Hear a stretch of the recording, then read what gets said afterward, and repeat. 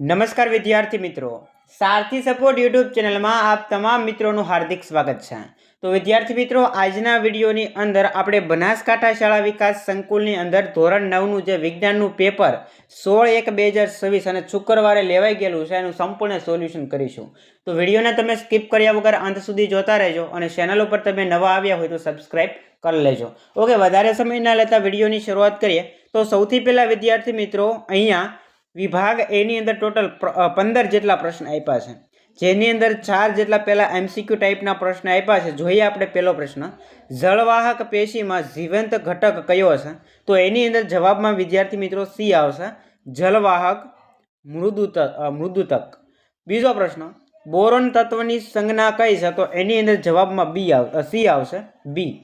નીચેના પૈકી કયો કણ પરમાણુ કેન્દ્રમાં નથી? તો એની અંદર જવાબમાં સી આવશે, ઇલેક્ટ્રોન। અને ચોથો પ્રશ્ન છે, ઘર્ષણ ઓછું કરવા માટે કયો પદાર્થ વાપરી શકાય નહીં? તો એની અંદર આવશે ગુંદર। ત્યાર પછી વિદ્યાર્થી મિત્રો, ખાલી જગ્યા પ્રકારના પ્રશ્નો અહીંયા તમને 4 જેટલા આપ્યા છે, જેની અંદર 5મો પ્રશ્ન, શ્વેત ક્રાંતિ દ્વારા ખાલી જગ્યાનું ઉત્પાદન વધારી શકાયું છે? તો એની અંદર આવશે દૂધ। બીજો પ્રશ્ન એટલે કે 6 નંબરનો પ્રશ્ન, દ્રઢોતક પેશીમાં ખાલી જગ્યાનું સ્થૂલન જોવા મળે છે? તો એની અંદર આવશે લિગ્નિન। 7મો પ્રશ્ન, ક્લોરીન પરમાણુની બાહ્યતક કક્ષામાં ખાલી જગ્યા ઇલેક્ટ્રોન ગોઠવાયેલા હોય છે? તો એની અંદર જવાબમાં આવશે 7। અને 8મો પ્રશ્ન છે, અહીંયા નિશાની કરી છે, એના દ્વારા નિર્દેશિત તત્વ ખાલી જગ્યા છે? તો એની અંદર શું આવશે? તો કે મર્ક્યુરી। અને એના પછી 4 જેટલા ખરા ખોટા તમને આપ્યા છે, વિધાન ખરું છે કે ખોટું એ જણાવવાનું છે।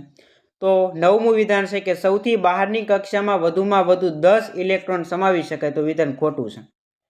એના પછી પદાર્થે કરેલ સ્થળાંતર શૂન્ય હોઈ શકે? તો સાચું છે। વેગમાન સદિશ રાશિ છે? સાચું છે।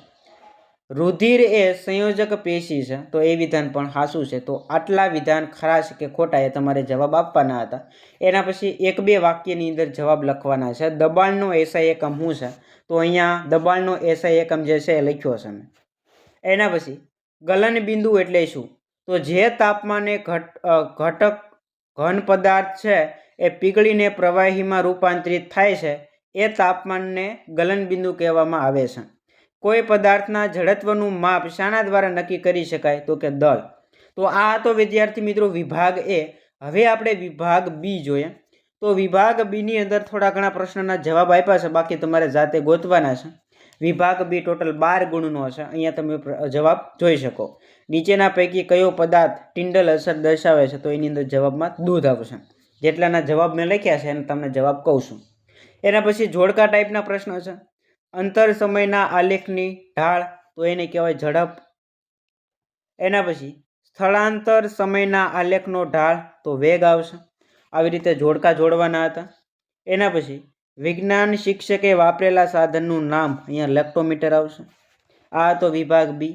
હવે વિભાગ સી ના પ્રશ્ન તમે અહીંયા જોઈ શકો છો। ત્યાર પછી વિભાગ ડી છે અહીંયા। ઓકે, તો આ રીતનું વિદ્યાર્થી મિત્રો 50 ગુણનું તમારું પેપર હતું અને જેટલા પ્રશ્નના જવાબ મેં તમને અહીંયા પેપરમાં લખ્યા હતા એનો વિડીયોની અંદર મેં તમને સંપૂર્ણ માહિતી આપી છે। બાકી તમારે વિજ્ઞાન વિષયનું પેપર બાકી હોય તો તમને આ વિડીયો ખૂબ જ હેલ્પફુલ સાબિત થવાનો છે। અહીંયા જેટલા પ્રશ્ન આપ્યા છે સૌથી પહેલાં તમારે તૈયાર કરી લેવાના છે, કારણ કે આ પેપરની અંદર જે પ્રશ્ન આપ્યા છે એ ઘણા ખરા પ્રશ્ન તમને બેઠે બેઠા એક્ઝામની અંદર જોવા મળવાના છે। તો વિડીયો પસંદ આવ્યો હોય તો લાઇક કરો, શેર કરો અને ચેનલ ઉપર નવા હોય તો સબસ્ક્રાઈબ કરો। મળીએ દોસ્તો આવા જ નવા વિડીયો સાથે। જય હિન્દ, જય ભારત।